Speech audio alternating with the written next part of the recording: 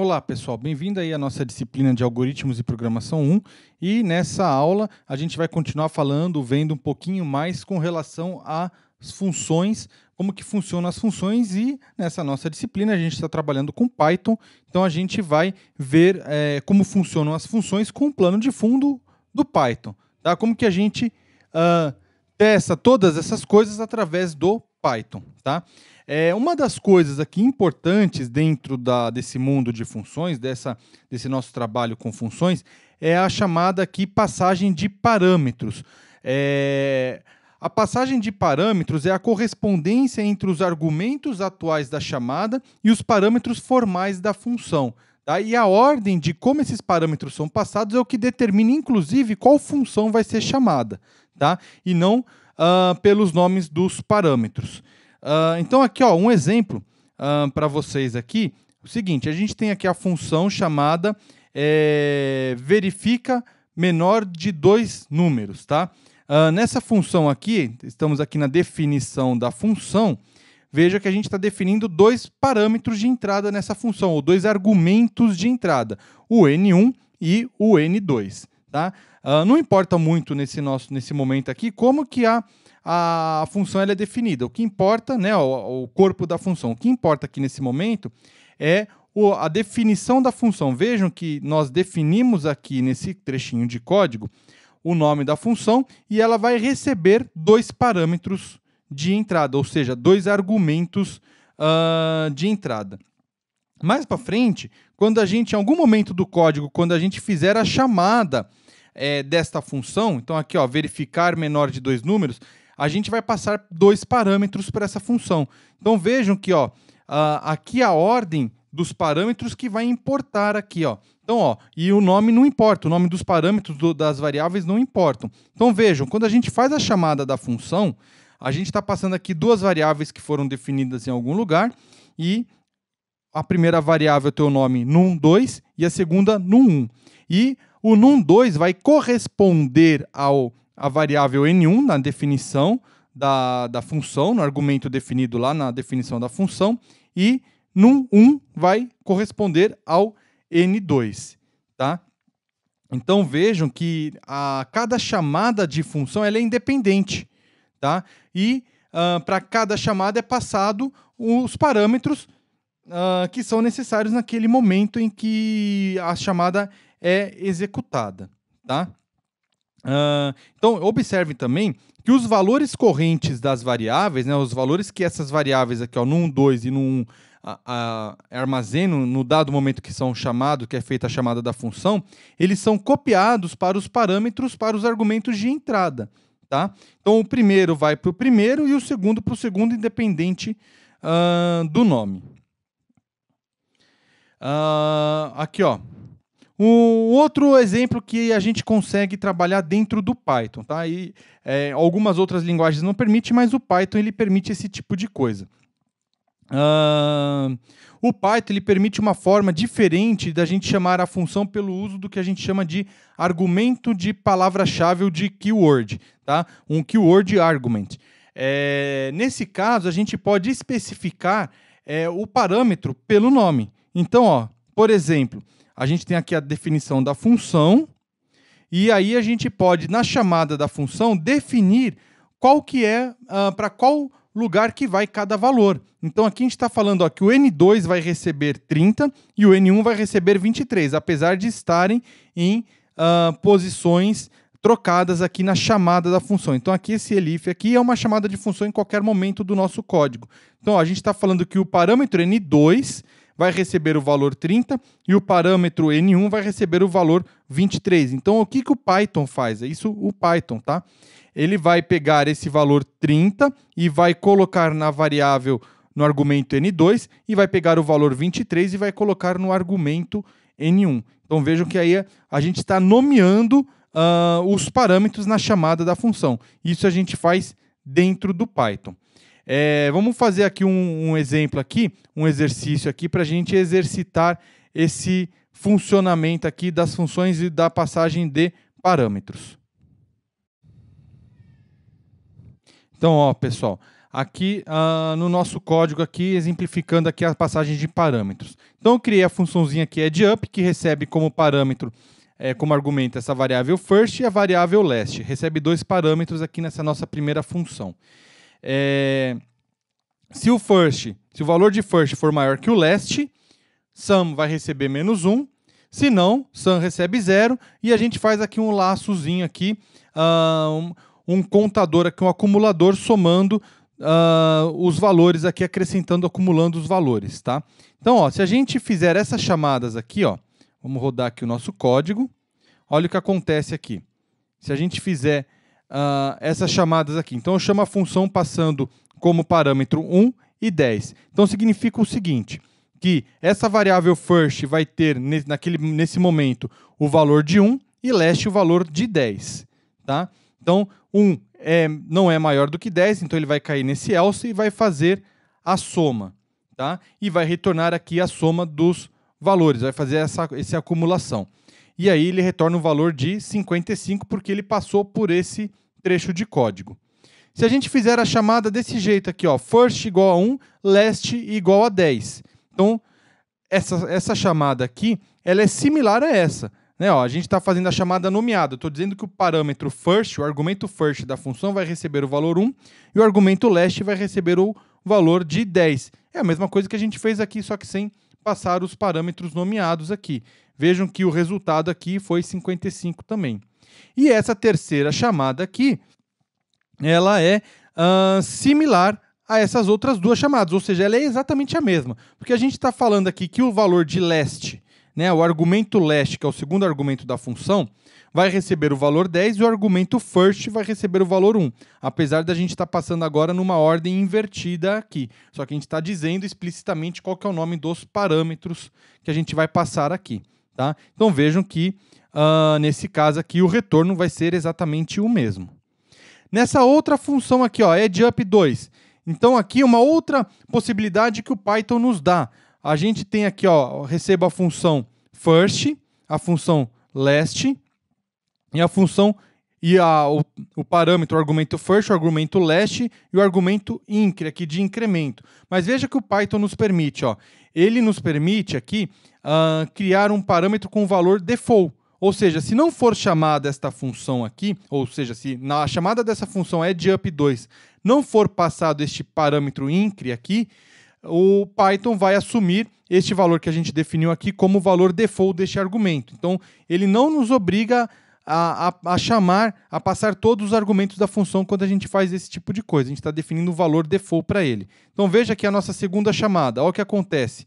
Quando eu chamo aqui addUp2, que é a segunda função, passando 1 e 10. Veja aqui, ó, o resultado foi 55.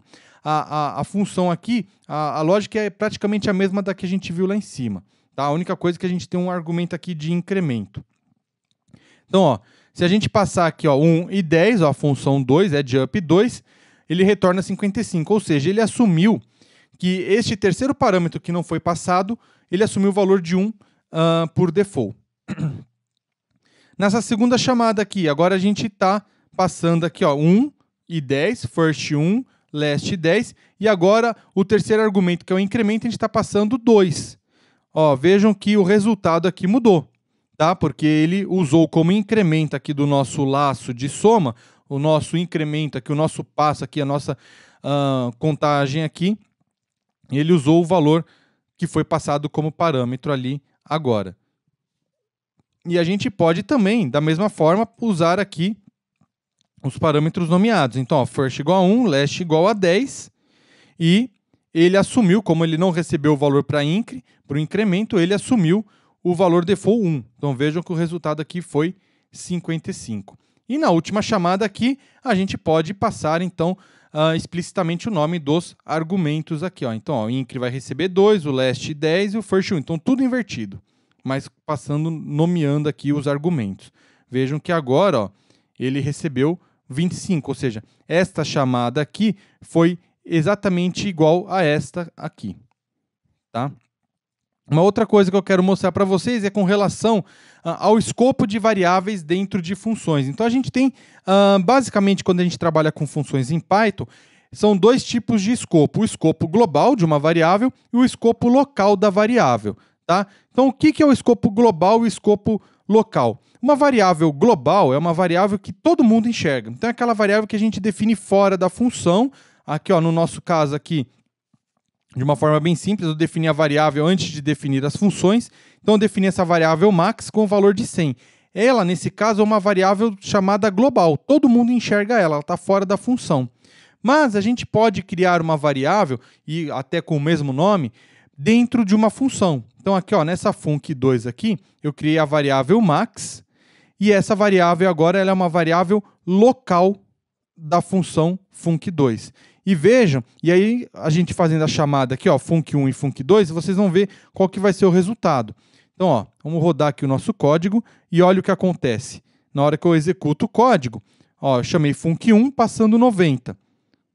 Então, quando a gente passa func1 passando 90, essa variável count recebe o valor 90. Ele verifica, 90 é menor do que max?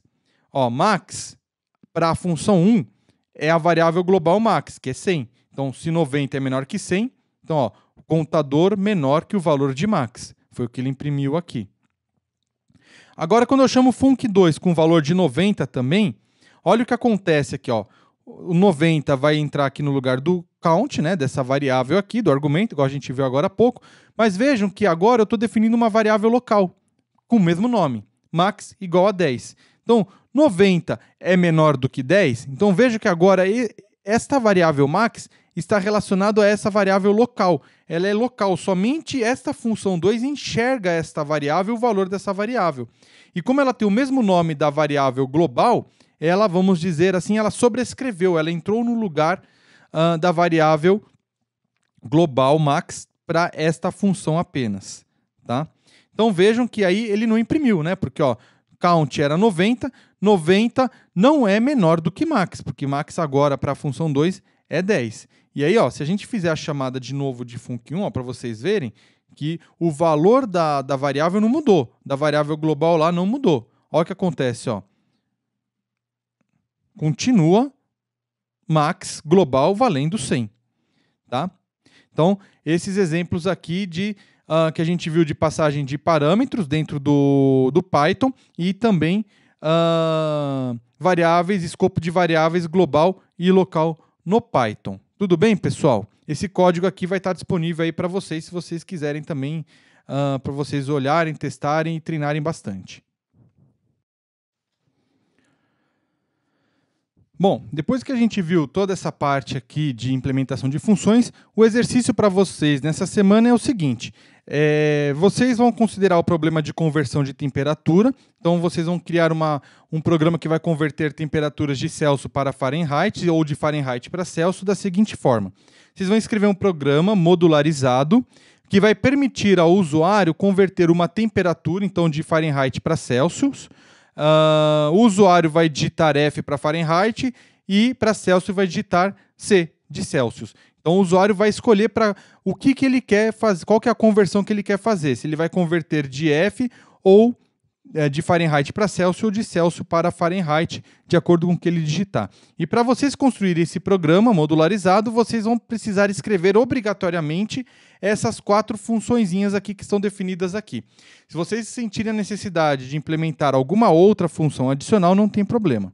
Então, vocês vão criar uma função chamada exibMSG, que vai apenas exibir a mensagem para o usuário, dizendo o que o programa faz, qual que é as opções que ele precisa digitar para o programa funcionar. Então, basicamente, aí, uma apresentação do programa e um menuzinho para o usuário digitar o que ele precisa, qual que é a opção que ele quer.